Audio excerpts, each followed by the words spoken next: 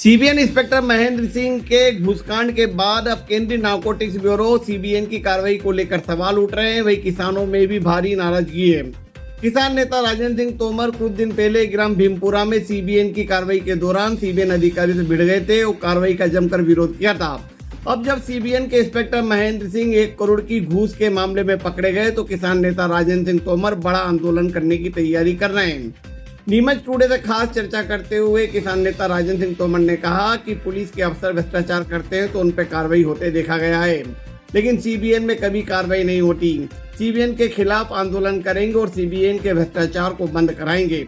किसानों से 1-1 करोड़ की घूस मांगना और नहीं देने पर पूरे परिवार को एनडीपीएस एक्ट में फंसाने की धमकी देना यह अन्याय और अत्याचार है। इसके खिलाफ जन आंदोलन किया जाएगा और सीबीएन से भ्रष्टाचार को खत्म करने को लेकर लगातार आंदोलन किया जाएगा।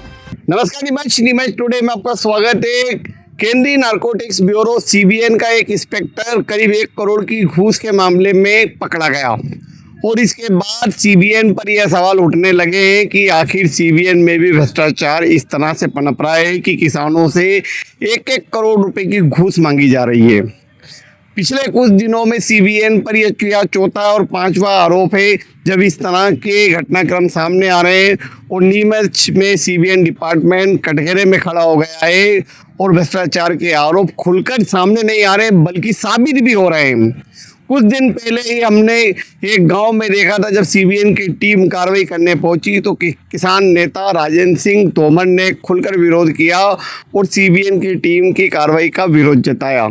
हमारे बीच है किसान नेता राजेंद्र सिंह तोमर जो कि ग्राम केरी के निवासी हैं और इनका उस समय वीडियो बहुत तेज़ी से वायरल हुआ था जब सीबीएन एक गांव में पहुंची थी और वहां कार्रवाई कर रही थी और ऐसा कहा जा रहा था कि वहाँ कार्रवाई भी फर्जी बता रहे थे, लेकिन उस कार्रवाई का भी आज तक के कोई प्रेस नोट रिलीज नहीं हुआ। कौन मुलजिम उठा के ले गए, क्या कार्रवाई हुई, इसको लेकर भी बड़ा सवाल उठ रहा है। तो राजेंद्र सिंह जी से जानते हैं। राजेंद्र सिंह जी, क्या मामला था उस समय जब आपने सीबीएन की टीम कार्रवाई करने पहुंची थी? कौन से गांव का मामला था वो मामला अपने जीरन तहसील के भीमपुरा का था भाई साहब। और जिस तरह से उन्होंने कार्रवाई की थी मैंने उनका विरोध किया था और मैंने मौके पे यही बात उठाई थी। मैं आप अगर ईमानदार हैं, आप अगर सही हैं तो हमारे सामने ही परिणाम बनाइए, हमारे सामने तौल करिए और हमारे सामने सारी चीज़ें करिए, हम खुद परिणाम में साइन करेंगे। लेकिन उन्होंने ये बोला था कि हम प्रेस नोट जारी करेंगे, कल इसकी सारी चीज़ें क्लियर करेंगे, लेकिन आज दिन तक उस मामले में किसको गिरफ्तार किया, कितना माल जब्त हुआ और क्या क्या किसको 829 में बनाया, आज दिन तक नहीं मालूम पड़ा। और यो भ्रष्टाचार की बू आ रही है उसमें। जी, वो किसको उठा के ले गए तो उस समय जब उस गांव में वो किनके यहाँ पे छापा मारा था? वो कोई किसान था, कमलेश रावत करके था, गरीब कोई आदमी था, तो उसके वहाँ छापा मारा था। और फिर मैंने विरोध किया था उस चीज़ का। मैंने कहा साहब आप ये गलत कार्रवाई कर रहे हो और आपने बहुत सारी कार्रवाई गलत करी है। तो फिर हमको मैदान में आना पड़ा है कि किसानों को आप इस तरह से सता रहे हो, किसानों को दोहरी मार पर खेती भी आप करवा रहे हो, किसानों से खेती करवाने में भी आप भारी भ्रष्टाचार कर रहे हो। नामांतरण हुआ, नए पट्टे जारी करना, पट्टा देना, वजन तोलना, ग्रेडिंग करना, हर मामले में नारकोटिक्स विभाग के अधिकारी कर्मचारी किसानों से भ्रष्टाचार कर रहे हैं, पैसे ले रहे हैं। और अब देखो, अब कानून लादने के नाम पे भी पैसे लिए जा रहे हैं, लाखों करोड़ों रुपए लिए जा रहे हैं। और ये सारी चीजें मेरी बातें प्रमाणित हो गई, जो मैंने मामले उठाए वो सारी चीजें प्रमाणित होती जा रही है। जी जी, आपने अभी उन किसान से भी बात की थी जिनसे 1 करोड़ रुपए की घूस ली, क्या कहा उन्होंने? उन्होंने यही बोला साहब कि मेरा पट्टा नहीं था, अफीम का पट्टा मतलब माल नहीं था, जबरदस्ती मेरे को चमका के ना गाड़ियों में माल बताने ने और कह रहे कि साहब तुम्हारे केस बना देंगे, इतने पैसे दो, इतने पैसे दो। तो फिर हमने दिल्ली जाके ना शिकायत करी और दिल्ली जाके सीबीआई में शिकायत करी और ये केस बना, प्रकरण बन गया। जी जी। अच्छा, नारकोटिक्स विभाग में देखा गया है कि अभी कुछ दिन पहले इधर नीमच विधायक दिलीप सिंह परियार भी बड़ी संख्या में किसानों को लेकर गए तो वहाँ पे विरोध जताया था कि झूठा प्रकरण बना रहे हैं। वो भी जीरन बेल्ट का एक मामला था।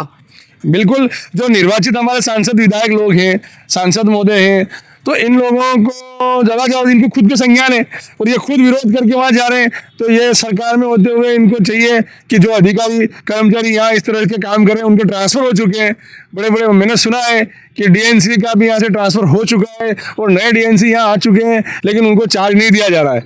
तो इसका क्या कारण है? ऐसा क्या लोग है इनको इस पोस्ट से? तो अभी तक और सांसद महोदय से मैं कहना चाहता हूँ कि इनको हटाएं। अगर मान लो ये भ्रष्ट है तो ये क्यों जमे हुए हैं यहाँ पे? जी। अच्छा, ये इस तरह के मामले अभी तक तो पुलिस में सामने आ रहे थे, पुलिस पे तो खैर आरोप लगते ही रहे, पुलिस में कहीं ना कहीं, लेकिन उसमें कार्रवाई भी होती है, निलंबित भी होते हैं और टर्मिनेट भी होते हैं, लेकिन ये अपने सीबीएन में अभी तक ऐसी कोई कार्रवाई नजर नहीं आई है। बिल्कुल सही बात है सर। मतलब जैसे पुलिस कोई गलत करती है तो हम पूरे वरिष्ठ अधिकारियों को बताते हैं, तो वरिष्ठ अधिकारी बिल्कुल उसमें जांच करते हैं और जांच के रिजल्ट भी आते हैं। और कई अधिकारी कर्मचारी निलंबित हुए, सस्पेंड हुए, मतलब सेवा से बर्खास्त भी हुए, अपन ने पिछले कई मामलों में देखा। लेकिन जो सीबीएन के जो अधिकारी हैं गलतियां करते हैं, उनकी शिकायतें होती है, लेकिन उनके ऊपर कोई कार्रवाई नहीं होती, ये बड़ा प्रश्न खड़ा होता है। जी जी। अच्छा, इस तरह के मामले आ रहे हैं तो आपकी क्या आंदोलन की क्या तैयारी है? हमारी 15 अगस्त के बाद हम आंदोलन करेंगे। अब हम चुपचाप बैठ नहीं सकते, इसमें पारदर्शिता होना चाहिए। अगर खेती में अगर पूरी खेती की खेती सीबीआई को दे दी गई है तो क्या अधिकारी सही है? किसानों पे विश्वास नहीं किया जा रहा है।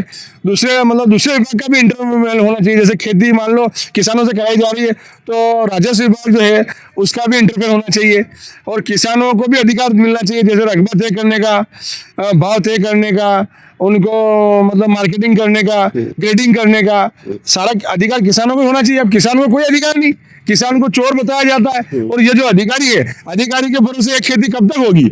हम पानी गले गले तक आ गया है, हमको डूबने। अब हम किसानों के साथ मिलके आंदोलन खड़ा करेंगे और खेती को इन अधिकारियों की मोनोपोली से आजाद कराएंगे।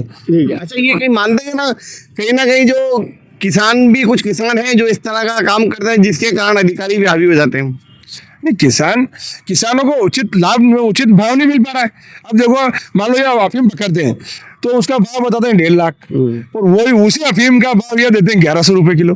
तो किसान कहीं ना कहीं लोभ लालच में आ ही जाता है। और ये क्या है कि मेकिटेशन करते हैं, प्लांट करके ना केस बनाता है, वो गलत है। जैसे मान लो किसान के घर अफीम चीरा चल रहा है और ये इनके आदमी जाते हैं 1-2 लाख रुपए दे के न पार्टी बन के न खुद किसानों के घर चले जाते हैं, उनके किसानों के बच्चों से पैसे देते हैं, 1 लाख रुपए ले, डोला ला, अफीम ला। इस तरह से वो लोभ में आके उन पर केस बना के इस तरह से दबाव बना के लाखों की वसूली की जाती है। ये कहाँ तक सत्य है कि 18 में पकड़ा एक जाता हो, वसूली 10 से होती है? बस यही तो हमारा कहना है कि जब आप कौन माल बरामद कर रहे हो तो अगर पारदर्शिता के साथ कार्रवाई करो ना। पारदर्शिता के साथ अगर कार्रवाई होती है तो निश्चित है 8-29 में लगाओ ना। 8-29 नहीं लगा के ना 8-29 में थोड़ा बट्टे कर लेते हो तो कानून का दुरुपयोग कर रहे हो नहीं कर रहे हो? या तो कानून का इम्प्लीमेंट करो, ईमानदारी से करो, पारदर्शिता के साथ करो। अब जो डिफॉल्टर लाइसेंसदारी है फिर उनको लाइसेंस क्यों दे रहे हो भैया? मान लो एक बार कोई किसान डिफॉल्टर हो गया तो फिर उसको नया पट्टा क्यों दे रहे हो? नए आदमी को दो ना। अब नए आदमी को आज दिन तक अफीम के पट्टे जारी नहीं हो रहे कि भाई हम तो 98 वाले दे रहे हैं, 95 वाले दे रहे हैं। तो कहीं ना कहीं वो डिफॉल्टर था, जब वो लाइसेंस से बाहर हो गया किसान तो फिर उसी को क्यों दे रहे हो आप? नए लोगों को दो ना। नए हमारे कहना है कि नए लोगों को आप किसान की जो भीमपुरा का जो घटनाक्रम था सीबीएन ने जो किया उस मामले में आपको आगे की जानकारी लगी कि कुछ मालूम पड़ा कि वो कौन किसान था, किसके साथ क्या कोई कार्रवाई हुई? वो किसान था, वो किसान का लड़का था, वो लाइसेंस तो उसकी दादी माँ के नाम पे है, लेकिन वो मतलब सारे बुरा छिलका था उसका, लेकिन जानबूझ के उसको बनाया गया अपना सीपीएस केस को मजबूत बनाने के लिए सीपीएस का बनाया गया, जबकि वो डोरा छिलका था, चीरा वाला था, वो उसमें उतनी धारा नहीं लगती थी, लेकिन उसको जानबूझ के फंसाने के लिए वो वाली कार्रवाई भी डीएमसी ने गलत की, आप कह रहे हैं? बिल्कुल गलत की। हम उसको मानते हैं कि ठीक है डोरा चुरा नेस्टीकरण करवाओ ना आप। अगर मान लो फिजिकल नहीं करवाया, गलती किसकी? विभाग की गलती का खामियाजा किसान भुगत रहे, तो निश्चित है कि इन लोगों को इन पर कार्रवाई भी होना थी, 1-2 अधिकारी उसको सस्पेंड होना था। ये जी ठीक, धन्यवाद। तो आप थे राजेंद्र सिंह तोमर, जिन्होंने नीमच के सीबीएन विभाग पर कई सवाल उठाए और कहा कि जिस तरह से पुलिस विभाग में अगर भ्रष्टाचार होता है तो वहाँ पे कार्रवाई होते हुए देखा जाता है। पुलिस अधिकारी निलंबित होते हैं, सस्पेंड होते हैं और टर्मिनेट भी होते हैं, लेकिन सीबीएन में जब इस तरह से 1-1 करोड़ की घूस मांगी जाती है और अफसर पकड़े जाते हैं तो कार्रवाई नजर नहीं आती। और यह भी सही है कि नीमच का सीबीएन डिपार्टमेंट पिछले कई वर्षों से जो कार्य कर रहा है एक तरह का वह सवालों के घेरे में है। और सबसे बड़ी बात यह है कि सीबीएन द्वारा जो प्रेस नोट जारी किया जाता है उसमें आरोपी के नाम का उल्लेख नहीं होता है, मीडिया से बहुत सारी जानकारी छिपा दी जाती है जो सार्वजनिक नहीं की जाती। इससे भी सवाल खड़े होते हैं, अगर कार्रवाई हो तो अच्छी और सच्ची हो और उस पर कोई विवाद ना हो। नीमच टुडे के लिए राकेश सोन की रिपोर्ट।